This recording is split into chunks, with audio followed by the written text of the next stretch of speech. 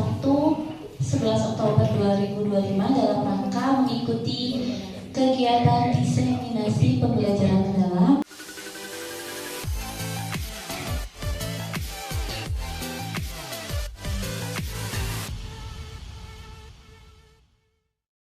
Warahmatullahi wabarakatuh. Sebelumnya terima kasih kepada Bapak Kepala Sekolah atas kesempatannya dan izinnya. Jadi kami bertiga akan menyampaikan hasil yang kami peroleh pada saat pelatihan di Bayombong tentang pembelajaran mendalam dari tanggal 25 September sampai dengan tanggal 30 September. Disclaimer ya Bapak Ibu, di sini kami sebagai rekan belajar Bapak Ibu, tidak ada maksud sama sekali untuk menggurui, hanya sebagai rekan belajar karena kami di sini alhamdulillah diberi kesempatan oleh sekolah untuk terlebih dahulu menerima materi mengenai pembelajaran mendalam. Baik Bapak Ibu, sebelum memulai di sini sudah dibagi sebenarnya untuk pemaparan materi yang didapatkan saat pelatihan. Nanti akan dipaparkan oleh saya yang pertama, yang kedua oleh Bu Titin, dan yang terakhir oleh Bu Risna. Bapak Ibu, sebelum saya menyampaikan materi, saya tidak mau ice breaking. Saya semalam menyiapkan IL-IL saja. Tapi ketika saya menyampaikan IL-IL, butuh bantuan Bapak Ibu untuk menjawab IL-IL saya. Apakah bersedia? Alhamdulillah. Baik Bapak Ibu, ketika saya bilang Bapak Ibu silakan menjawab dengan halo. Halo gitu ya Bapak Ibu ya. Halo. Siapa kita? Di mana kita?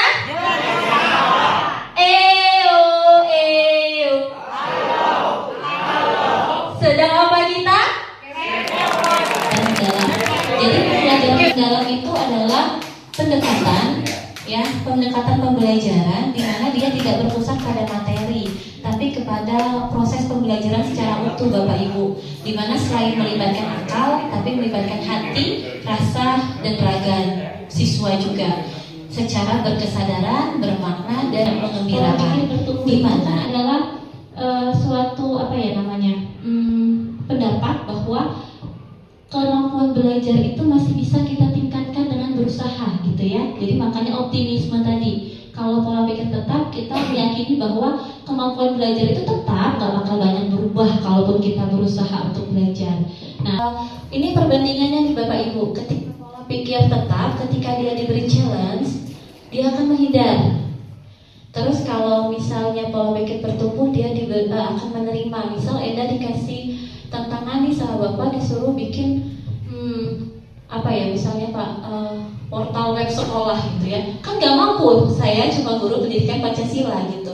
Tapi ketika saya menerapkan grow mindset, bisa tanya Pak Ali, bisa tanya Pak Iki gitu ya. Tapi ketika saya menerapkan pola pikir tetap, Pak gak bisa Pak, sibuk gitu, misalnya gue sibuk gak paham gitu ya. Jadi itu pembelajaran mendalam itu adalah hasilnya. Jadi hasil yang akan kita terapkan. Tapi proses ketika kita mau menerapkan itu, kita perlu inquiry kolaboratif Bapak Ibu.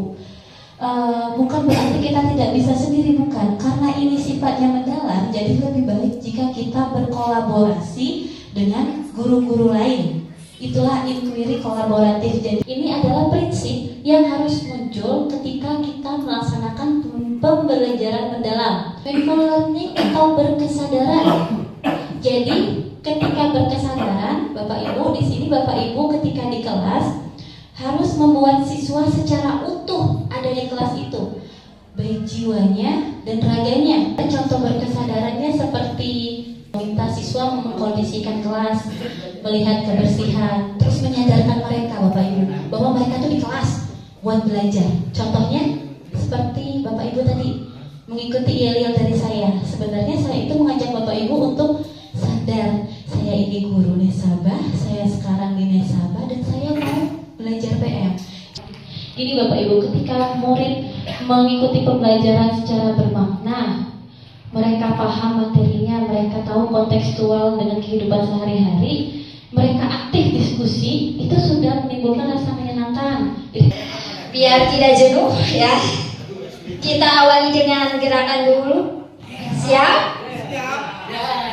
Assalamualaikum warahmatullahi wabarakatuh.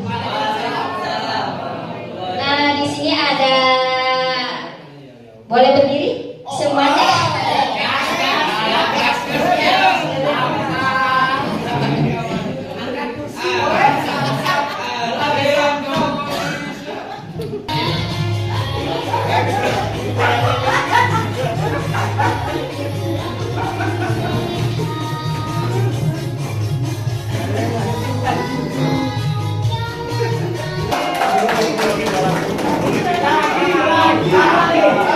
Coba sebutkan yang pertama, yang kedua Pak Tetep, yang kedua Pak Tetep, yang ketiga betul, yang terakhir komunikasi. Kemudian lanjut di sini, ingat sebelum menjelaskan mengenai memahami seperti apa, ada dinyatakan bahwa pengalaman belajar itu bukan merupakan tahapan pada kerangka RPM. Yang pertama tadi disebutkan apa? Memahami, mengaplikasi dan merefleksi. Aktif di sini menghubungkan pengetahuan baru ya dengan pengetahuan sebelumnya. Jadi yang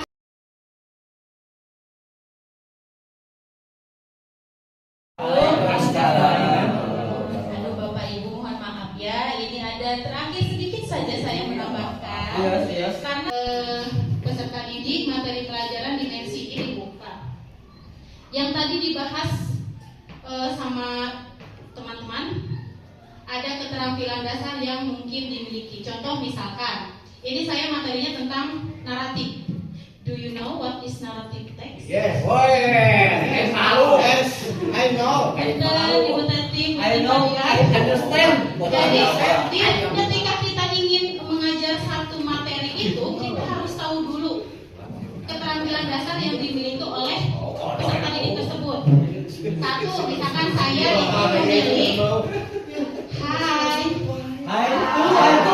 Ibu bapak yang mengikuti pelatihan kurang lebih naskah akademik yang 75 lembar itu disempurnakan dengan beberapa slide PPT yang ibu bapak sampaikan tadi. Yang saya pastikan jika ibu bapak sebelumnya sudah membaca naskah akademik, setidaknya akan mampu menyerap, mencerna apa yang ibu bapak sampaikan tadi. Namun terkait dengan itu, yang paling signifikan setidaknya satu, bahwa pada kesempatan ini perlu ada kesepahaman terkait template untuk RPM. Kemudian selanjutnya ibu bapak, agar ada kesepahaman bersama terkait dengan, mohon maaf karena saya juga membuat RPM, karena saya juga ada OJT Open Class, maka suatu saat nanti ketika sudah selesai ibu bapak OJT on dan on itu untuk PM, maka di hari guru, hari Sabtu, tantangan yang disampaikan oleh Pak Kepala tadi, sebagaimana Ibu Enda sampaikan cara berpikir yang tetap dan bertumbuh itu, kan Kepala Pak KS tadi memberikan challenge dalam. Seperti itu paling tidak Ibu Bapak yang saya sampaikan. Satu,